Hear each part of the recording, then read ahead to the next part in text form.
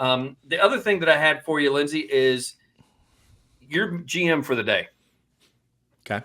What have you got to do right now? Besides those three focal points, is there anybody that you're headhunting right now? You talked about your list that you're looking at, a free agent. Are you headhunting somebody to possibly add to this Braves team for 2024? Because I don't want to say if it ain't broke, don't fix it, but it's tough to replace a bunch of people on a 104 win team or 105 win team.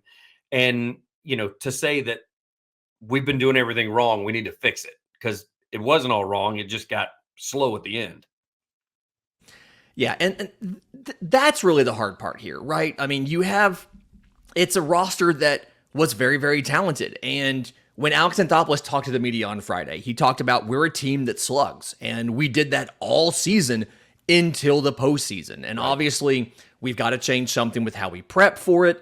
But also, these kind of things happen. And so I don't think it's wholesale changes, but I do think Atlanta looks for some sort of slugger type to go in the corner outfield.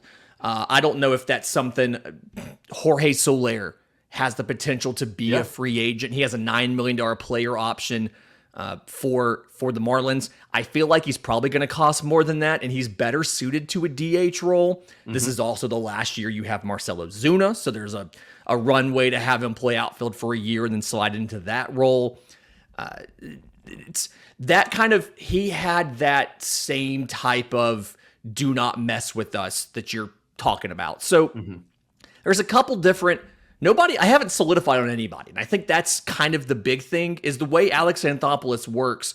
I'd expect him to probably make a bunch of marginal acquisitions and then maybe one splash. And if he makes a splash, I do think it's going to end up being a multi-year deal for some sort of slugging corner outfielder that can platoon, play DH, and give Atlanta a little bit of that attitude.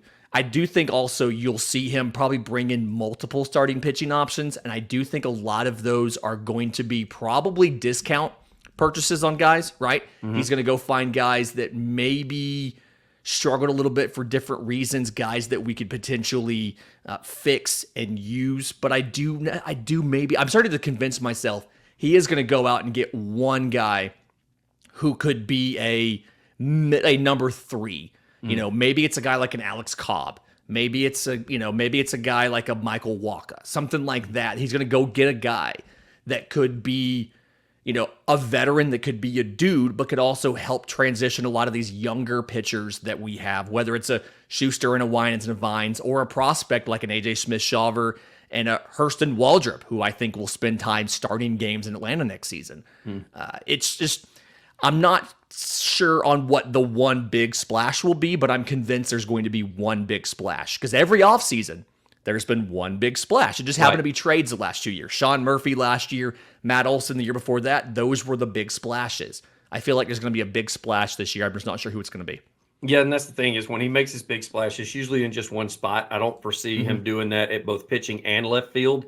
I think it'll be one or the other, just because you've got that option with, as you just said, Rosario. You got another year with Ozuna, so pitching is probably more along the lines of going first before the left field goes. But man, again, you'll hear it. You heard Lindsay say it. There'll be a write-up. He's got to solidify his dogs that we can go get. So we got to find those in the upcoming articles on Braves Today.